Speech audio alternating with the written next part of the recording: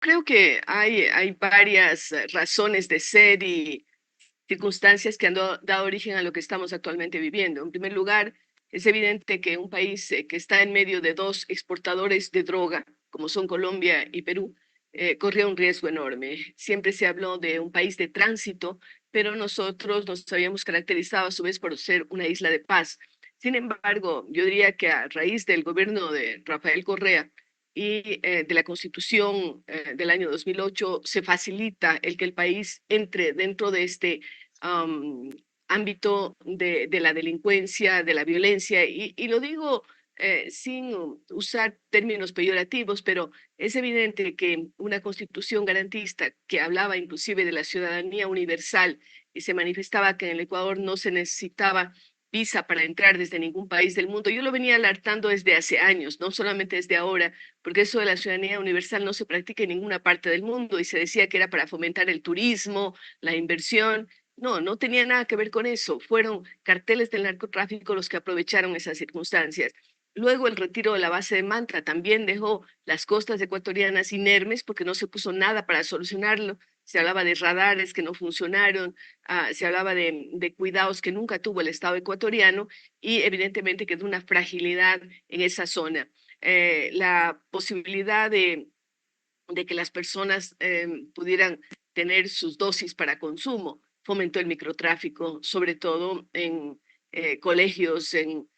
con los más jóvenes, con gente que además empezó a percibir dinero o dosis extra por realizar estas ventas a los más jóvenes, a los más vulnerables. Por supuesto, falta de empleo, falta de atención en ciertas provincias como Esmeraldas, por ejemplo, también abonan a este terreno. Entonces, yo diría que son varias las circunstancias que hacen que el país aparezca como asolado por esta ola de violencia. También la penetración del crimen a sectores políticos, a sectores, se habla también de corrupción en los temas de la justicia, etcétera. Configura un Estado con muy poca institucionalidad, a su vez, y por otro lado, con estas facilidades para que el crimen organizado se instale en nuestro país, en nuestro Ecuador, otrora considerada, como decía, una isla de paz. Doctor Arteaga, cuando menciona que el Ecuador, en cierta manera, es verdad, abría las puertas del país más por ideología o más por alguna moda política del momento que por una practicidad en el manejo de fronteras o en la parte jurídica, lo mismo va al retiro de la base de Manta en su momento, más por ciertos factores ideológicos que por una realidad que se necesitaba en el país. En ese aspecto, ¿considera que el gobierno de Rafael Correa, más que negligente en este aspecto, se podría decir que fue cómplice? Yo no podría decirlo, esto es algo que tienen que probarlo los jueces, que tienen que probarlo las autoridades como la fiscalía, pero es evidente de que a partir de allí es cuando se acentúan los problemas en el Ecuador y tenemos las situaciones que se han vivido, aparte del derroche en el uso de los recursos del Estado, aparte de toda una serie de situaciones que se dieron en el país y que desgraciadamente abonaron a que tengamos la situación que vivimos el día de hoy. Yo no me atrevo a decir que haya, diríamos, esta conspiración por parte del propio gobierno, pero sí de que realmente sorprende el que estas situaciones se hayan dado a vista y paciencia de los ecuatorianos, ¿no? A veces los ecuatorianos no nos damos cuenta de dónde vienen los problemas y se piensa solo en la inmediatez, en qué está ocurriendo en este momento, porque vea usted que el expresidente Correa todavía tiene índices de popularidad altísimos. ¿Por qué? Porque hubo una época de bonanza económica en donde se tenía evidentemente mucho más recursos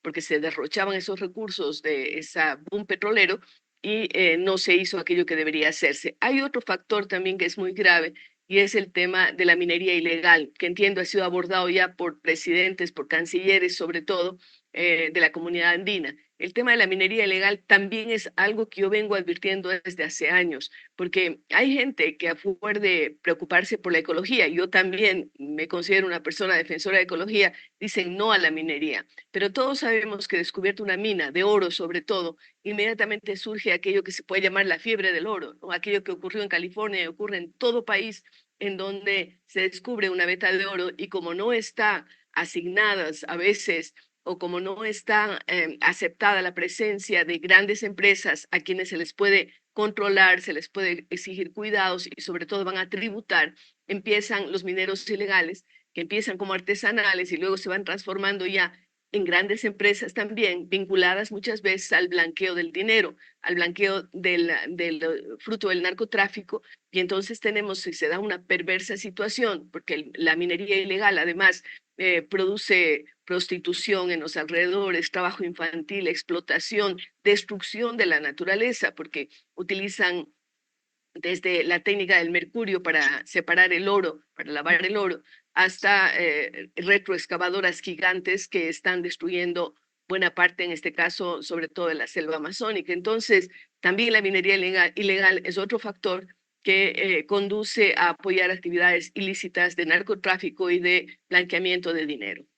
Doctora Arteaga, en ese sentido, hemos hablado del génesis, estamos viendo lo que está sucediendo, pero a mí me interesó muchísimo y quiero consultarle cuál es su análisis frente a lo que el presidente Daniel Noboa dijo el día de ayer en la Feria Fitur 2024. Y él habló de ya no pedir más armamentos, de ya no pedir más apoyo a la fuerza pública, sino irse por la parte social, que es importante, y es ir por el lado de la reconstrucción de ese tejido social, de buscar ayuda psicológica, de buscar también apoyo en temas de becas para estudios. ¿Cómo usted ve, cuál es su apreciación frente a este pedido que ha hecho el presidente Daniel Noboa?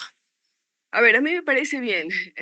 las dos cosas, ¿no? Por un lado, sí, tiene que haber una fuerza pública eficiente, no corrupta, que tenga los dispositivos adecuados para enfrentar el crimen organizado. Lo que está ocurriendo, por ejemplo, en las cárceles ecuatorianas es tremendo, pero lo que ocurre en las calles también. Entonces, por un lado, sí, la fuerza pública tiene que estar alerta, tiene que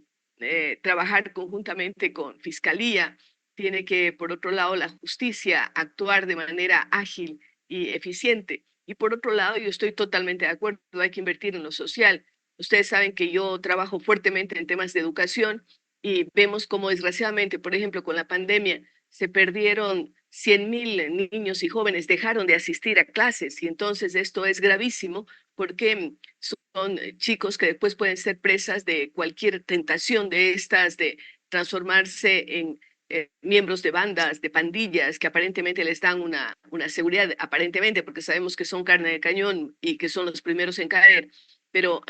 hay que invertir entonces en educación, en la posibilidad de generación de empleo, en fortalecer no solamente la educación universitaria, sino sobre todo la educación técnica. Hemos visto como Alemania, como Suiza, han sido muy eficientes en el tema de la educación dual. Hay que fortalecerla porque los chicos de bachillerato deberían salir con un título de bachilleres que les propicia, por ejemplo, entrar en una universidad, pero también con un oficio que les pueda ser diagramadores de páginas web, que puedan ser metalmecánicos, que puedan ser, bueno, tantas profesiones que además están bien valoradas porque tienen buenos salarios. Entonces, yo diría que hay que trabajar mucho en eso, en atención a salud, que es un tema